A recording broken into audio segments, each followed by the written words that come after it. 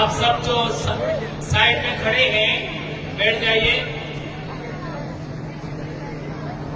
आप लोग भी खड़े हैं या बीच में आ जाओगे ज्यादा अच्छा होगा। आप सब बीच में आ जाओ, अच्छा रहेगा।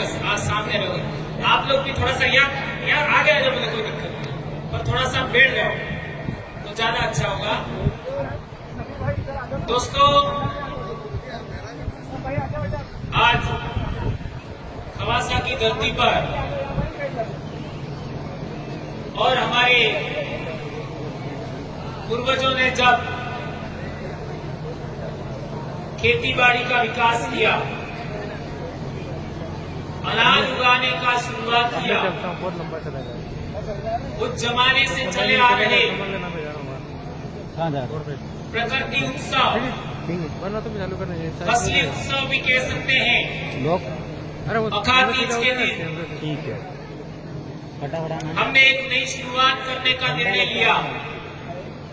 उसमें आप सभी साथी पधारे, इसमें प्रशासन के साथी, मीडिया के साथी, पुलिस प्रशासन के साथी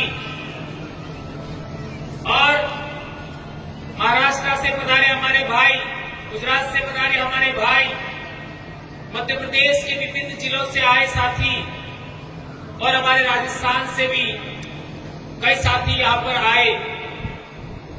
आज का दिन हमारे समाज के लिए कितना महत्वपूर्ण है, यह विभिन्न साथियों ने बताया। आज का दिन एक भी गांव ऐसा खाली नहीं है जहां विवाह नहीं है, एक भी गांव ऐसा खाली नहीं है जहां विवाह नहीं है।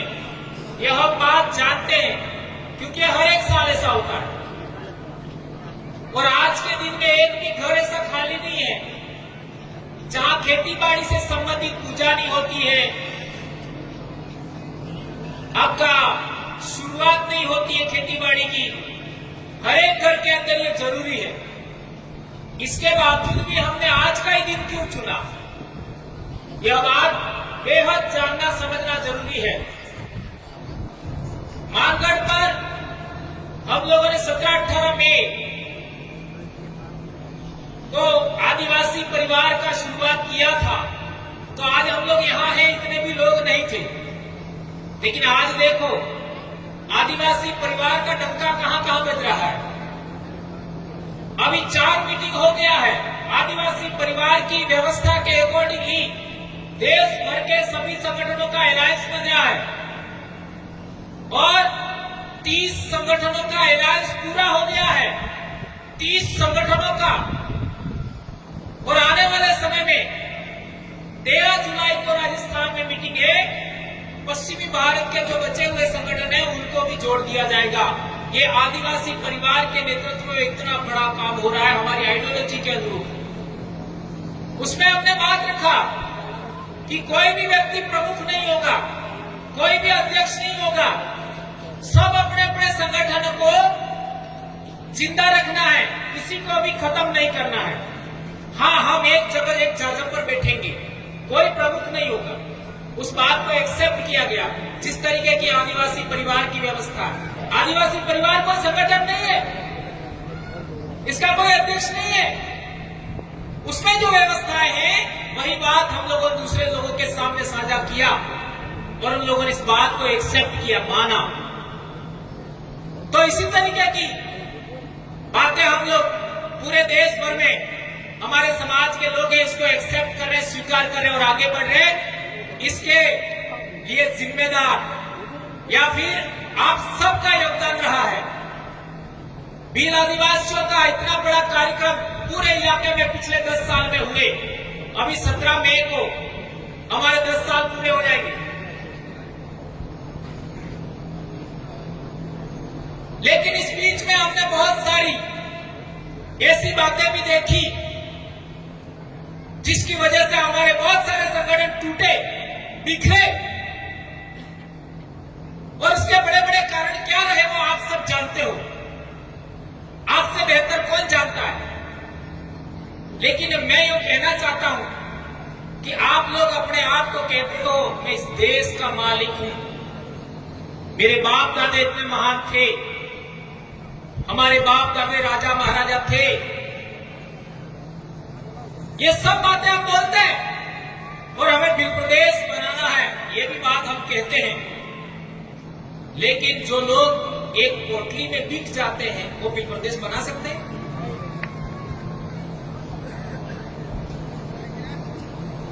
यहां पर जो बैठे हो एक पोटली में बिकने वाले कौन हो?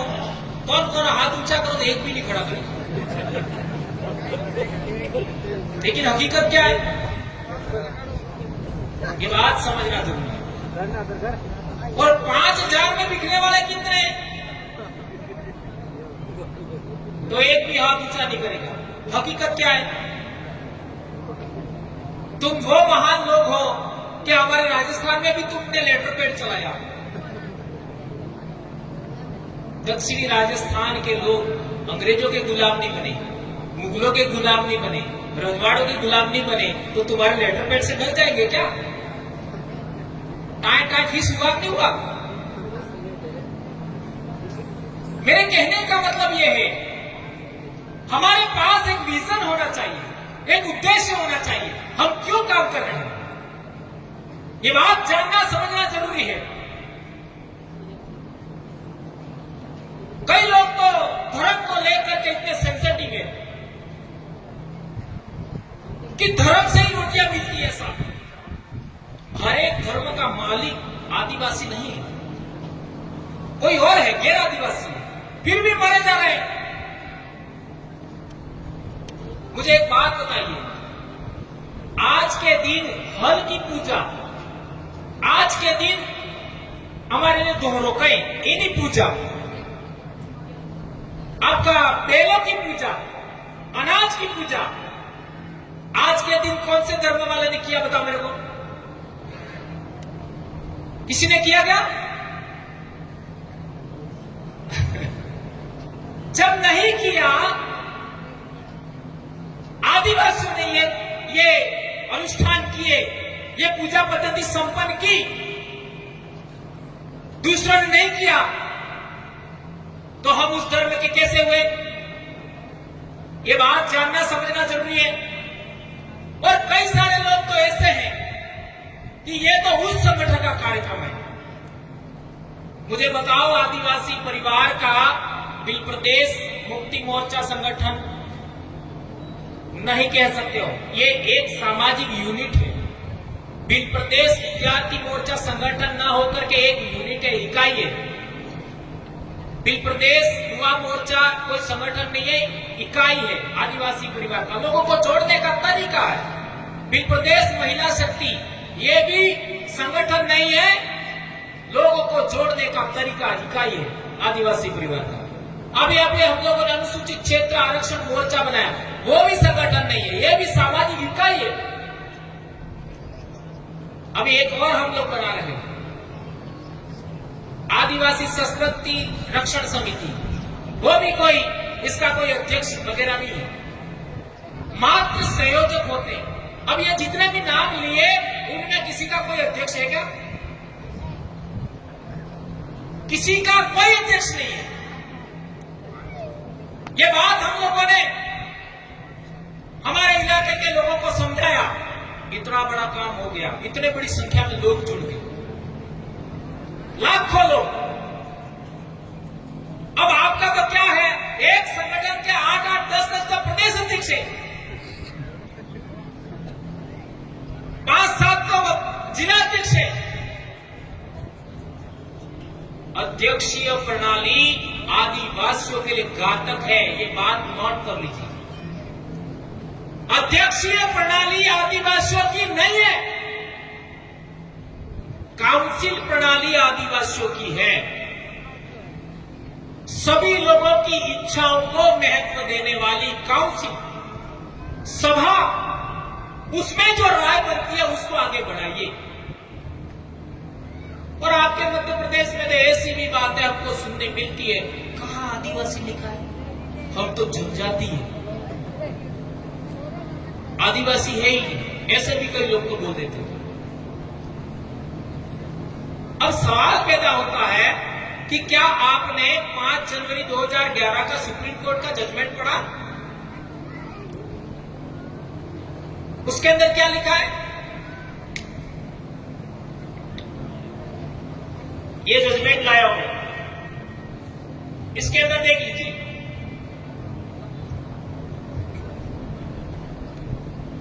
इसको पढ़ लीजिए, या जोरावर जी उनके पास भी होगा। इसमें लिखा है शेड्यूल ट्राइब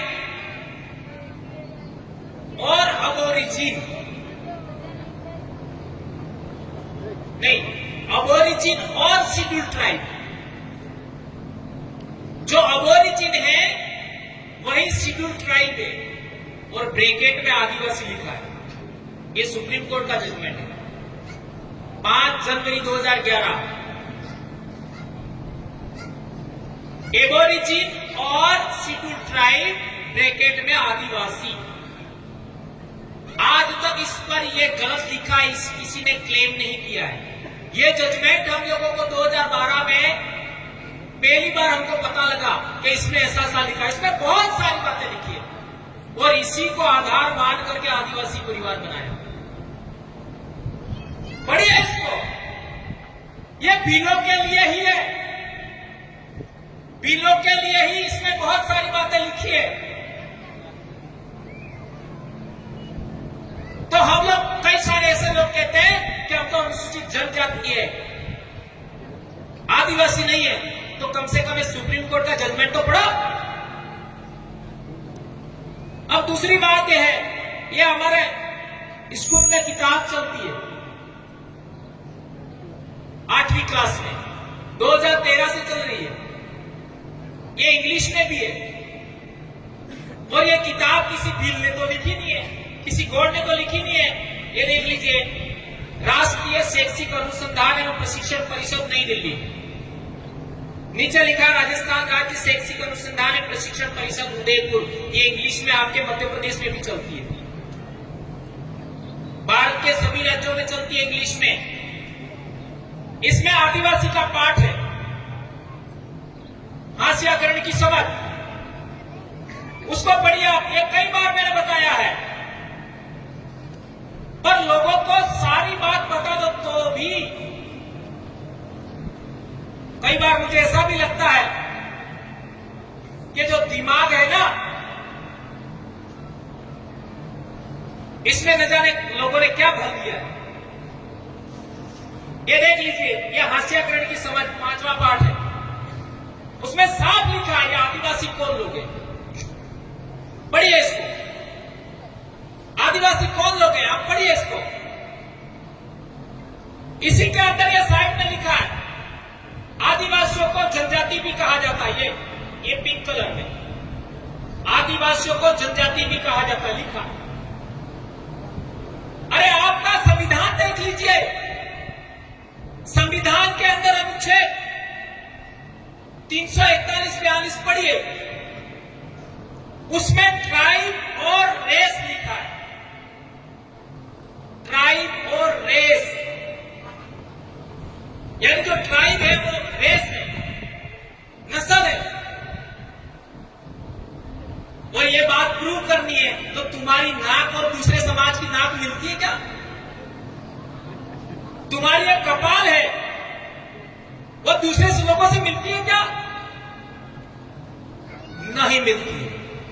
तुम्हारी ये भौहें हैं, ये भी दूसरे लोगों से मिलती नहीं है। जांच कर लो,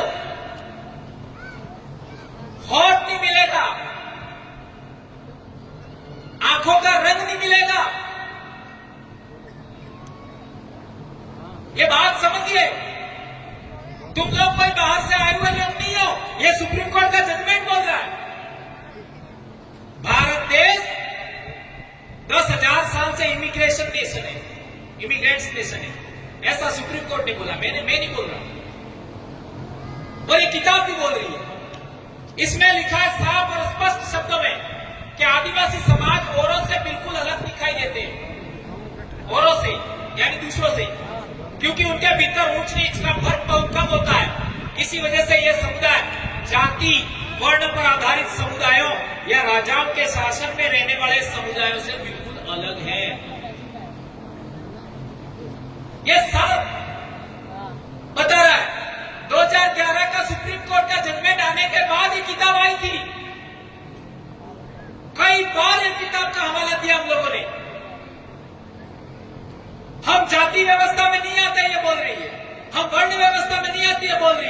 हम राजाओं के शासन में रहने वाले लोग भी नहीं है, ये भी एक किताब बोल रही है। बोलिए आप, इतना साफ किताबों में स्कूल में हम पढ़ा रहे हैं, लेकिन स्कूल में पढ़ाने के लिए कोई आपत्ति नहीं है, लेकिन समाज को पढ़ाते तो कई लोगों को आपत्ति हो जाती है। चल रहा है 2013 से किताब चल रही है। अब सवाल पैदा होता है कि आपको जनजाति प्रमाण पत्र दिया जाता है, यानी जनजाति भी ऊपर नहीं लिखा होता, जाति प्रमाण पत्र। ये आवाज किसने उठाया आज तक? हम ट्राइब हैं, हम शेड्यूल ट्राइब हैं, तो हमको शेड्यूल ट्राइब का सर्टिफिकेट मिलना चाहिए। नहीं, जाति प्रमाण पत्र दे रहे। आज तक किसी ने आवाज नहीं उठाई। ये ऐसा क्यों हो रहा है? ये बात हम लोगों को समझनी जाननी चाहिए। आगे लिखा है, आदिवासियों के बहुत सारे जनजातीय धर्म होते हैं। आदिवासियों के बहुत सारे जनजातीय धर्म होते हैं। उनके धर्म इस्लाम, हिंदू, ईसाई आदि धर्मों से बिल्कुल अलग है, बिल्कुल अलग है। वे अक्सर अपने पुरखों की, गांव और प्रकृति की उपासना करते हैं। साफ स्पष्ट लिखा हुआ है। फिर भी हमारे ढूंढने के लिए कई लोग तो चर्च में चले जाते हैं, कोई कहां जा रहा है। और मैं कई कड़े लहजों में बोल चुका हूं, लेकिन किसी की भावना आहत नहीं करना चाहता। कोई भी धर्म आपका नहीं है। आपकी बहुत सारी बातें दूसरों ने लेकर के अपने धर्म खड़े किए हैं। ये बात जाननी समझनी जरूरी है। दिवाली फसली उत्सव है, होली फसली उत्सव है, वाड़ी जवारा फसली उत्सव है, और ये हमारे बाप दादाओं की देन है। अखातीज फसली उत्सव है, ये हमारे बाप दादाओं की देन है, किसी धर्म का नहीं है। उन लोगों ने कथा कहानियां बना करके हमसे छीना है हमारी ओरिजिनल संस्कृति, भारत भूमि की ओरिजिनल संस्कृति। हमको समझना पड़ेगा। ये जितने भी देव स्थानक हैं, जितने भी देवी देवता हैं, उसमें भी बहुत सारे देवी देवता हमारे पूर्वज हैं। इनको भी हमें समझना पड़ेगा। लेकिन इतनी सारी बातें आज रखने का समय नहीं है। एक और किताब था, ये वाला 9th क्लास में चलता है, 9वीं क्लास में हमारे राजस्थान में। उसमें साफ लिखा है, ये भील विद्रोह नाम का चैप्टर है, जिसको पिछले दिनों आप लोगों ने देखा होगा। एक व्यक्ति ने इसको हटाने की बात किया था, मानगढ़ के बारे में इसमें रेफरेंस दिया है।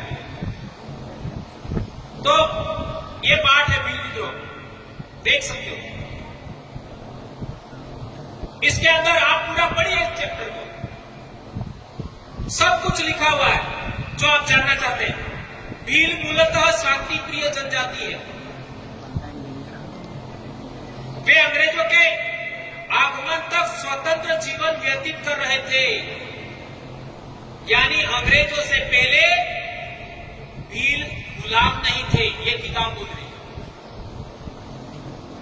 भील गुलाम नहीं थे। आगे बोल रहे हैं, तथा 1818 के पश्चात इनके ऊपर स्थापित आदिवासी व अर्ध औपनिवेशिक नियंत्रण ने उन्हें विद्रोह के लिए बाध्य किया। यानी हमारी गुलामी जो हुई, हमारे बाप दादाओं ने के साथ में जो गलत व्यवहार हुआ, वो 1818 के बाद हुआ। ये किताब बोल रही है, और ये भी मैंने नहीं लिखी, न किसी आदिवासी ने लिखी है। और इसमें बहुत सारी बातें लिखी है। भीलों ने अपने इस परंपरागत अधिकारों को छोड़ने से इनकार करते हुए अंग्रेजों के विरुद्ध विद्रोह किया। इसमें यह बात भी लिखा है। 1818 के बाद ही सारे आदिवासियों के आंदोलन हुए। ये सब चीजें इसके अंदर लिखा है, आप इसको पढ़ सकते हो। और एक इंपॉर्टेंट बात है, ये 7th क्लास में किताब है, इसमें भी जनजाति का पाठ है 7वीं क्लास में।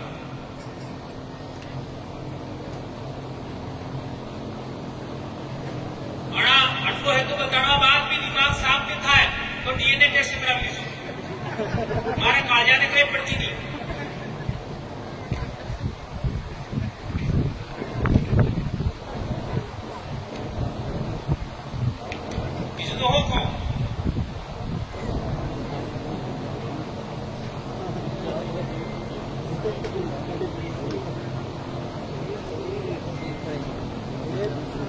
ये जनजातीय खाना बलोच एवं एक जगह बसे हुए समुदाय, ये 7th क्लास की सामाजिक है। ये हम स्कूल में पढ़ा रहे हैं बच्चों और ये किताब भी 2013 से चल रही है। इसमें साफ लिखा है उपमहाद्वीप के कई समाज ब्राह्मणों द्वारा सुझाए गए सामाजिक नियमों और कर्म कांडों को नहीं मानते थे और न ही वे कई असमान वर्गों में विभाजित थे। अक्सर ऐसे समाजों को जनजातीय कहा जाता है। ये साफ लिखा है। जनजाति भी कौन है? जनजाति को ये आदिवासी का है 8वीं की किताब में, और इसमें जनजाति किसको कहते हैं ये भी साफ लिखा है। क्या हम परंपरागत रूप से किसी भी स्थापित समाज या किसी भी प्रभावशाली समाज के परंपरागत नियमों को नहीं मानते? क्यों?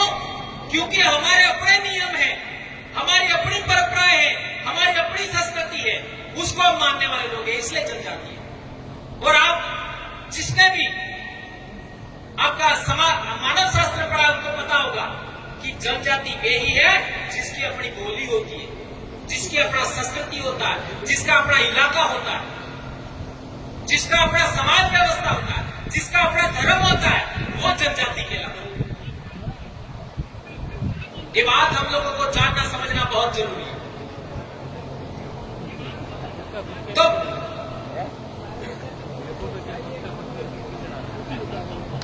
तो मेरे कहने का मतलब यह है कि आपकी पहली पहचान क्या है? फर्स्ट आइडेंटिटी क्या है? फर्स्ट पहली पहचान भील। आपकी पहली पहचान क्या है? भील। यह आपकी पहली पहचान है। और भील का मतलब क्या होता है? तो लोगों ने लिख दिया जो धनुषधारी होता है, जो धनुष साथ में रखना वाला है वो भील। तो धनुष तो दूसरे लोग भी रखते थे। आज हमारे इलाके में आप देख लीजिए भील किसको कहते हैं? आदमी को। आपके इलाके में भी वही है, दाहोद में भी वही है। भील कौन? जो अपनी बोली में पुरुष को भील बोलता है, महिला को क्या बोलता है? भीलन। गौंड कौन? जो गोंडी बोली में पुरुष को गौंड कहते हैं, गौंड, और महिला को गोंडनी कहते हैं। यह भाषा का मामला है, यह बोली का मामला है। जिस बोली में पुरुष को क्या कहते हैं उसी के आधार पर उस आपका समुदाय का नाम है। मुंडा आदमी को ही कहते हैं, संथा आदमी को ही कहते हैं। अब सवाल है आपकी पहली पहचान क्या हुई? भील। अब दूसरी पहचान कुछ और हो सकती है, तीसरी पहचान कुछ और हो सकती है, चौथी पहचान आपकी कुछ और हो सकती है, लेकिन सबसे बड़ी पहचान क्या हुई आपकी? भील। जब आपने ये पहली पहचान छोड़ दी तो आपका क्या होगा? यहां डामोर है, कितने डामोर? आप ऊंचा करो जरा, कितने ही हो? मैं भी डामोर हूं। अब ये आपका महिसागर जिले में डामोर आदिवासी की लिस्ट से बाहर हो गई। उन्होंने अपने आप को क्या बोला? हम तो क्षत्रिय हैं। 2001 की जनगणना में लिखवा दिया हम तो क्षत्रिय हैं, और 2006 से उनका सर्टिफिकेट मिलना बंद हो गया। और आपके इधर पटलिया का भी पिछले दिनों कुछ हुआ था, देख लीजिए। एक प्रमाण बता रहा हूं मैं आपको। आपने अपनी पहली पहचान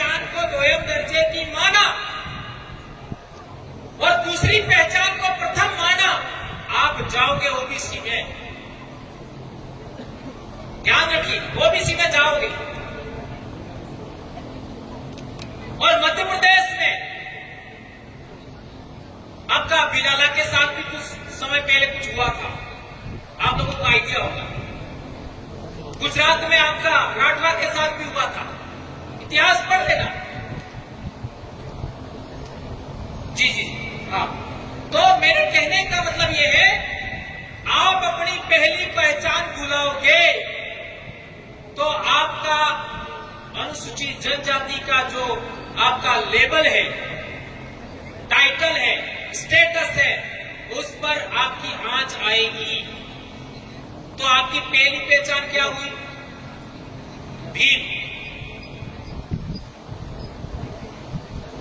अब बताओ मेरे कि भील भारत भूमि का क्या है? मूल बीज, मूल मालिक, मूल वतनी। कौन बोल रहा है? सुप्रीम कोर्ट का जजमेंट बोल रहा है। इसमें लिखा है indigenous people, aborigine people, original inhabitant of India, native people, scheduled tribe और आदिवासी, ये सब चीजें इसमें लिखा है। और इसी को आधार मान करके हम लोगों ने आज तक ये काम कर रहे हैं। अब सवाल पैदा होता है कि आप लोगों ने भील के अलावा दूसरा टाइटल अपना लिया तो क्या होगा? सोचो। अब जब आप भील हैं तो आपकी बोली भी होगी, आपकी बोली भी होगी, आपकी भाषा भी होगी, आपकी संस्कृति भी होगी, आपकी पूजा पद्धति भी होगी, आपकी समाज व्यवस्था भी होगी। जब ये सब है तो आपका इतिहास भी होगा। अब आपको थोड़ा थोड़ा क्लियर हुआ होगा हम लोग भील प्रदेश की बात क्यों कर रहे हैं, भील प्रदेश शब्द का इस्तेमाल क्यों कर रहे हैं। हमारे राजस्थान में 12 जनजातियां हैं, उसमें वास्तविक देखो तो 3 जनजातियां ये, और अन्य 12 में से 3 निकाल करके अन्य जो बचती है